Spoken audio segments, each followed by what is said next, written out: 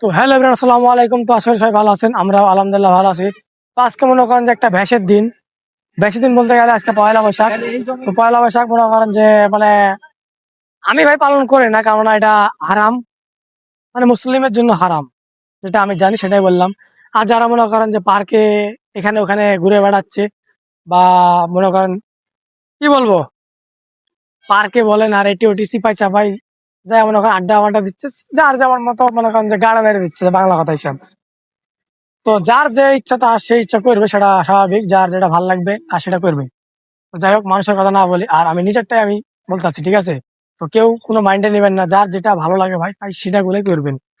আর কি বলবো, মানে যা বলতে আসছি আপনাদের মাঝে, তো আজকে মানে কিছু কথা বলার জন্য আসছি, আপনাকে মাইন্ডে নেবেন না, মাইন্ডে নিলে খুব খারাপ লাগবে, ঠিক আছে? যে যার মতো স্বাধীনতা ভাই, কারো বিরুদ্ধে কথা বলার আমার অধিকার নাই, আপনার অধিকার নাই। তো ঠিক আছে। তো ভাই মানে অনেকজন দেখলাম বা সাইড সুইডে গার্লফ্রেন্ড নিয়ে ঘুরছে, এখানে ওখানে মনে করেন চকলেটের লোভ দেখিয়ে ভিতরে নিয়ে যায়, একবার পুরোটা মেরে দিচ্ছে।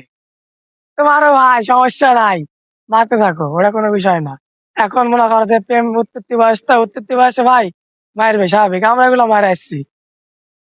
আমরা মানে হালকা মারছি, আর আপনারা যেভাবে মারছেন ভাই কি বলবো, বলার বাচ্চা নাই।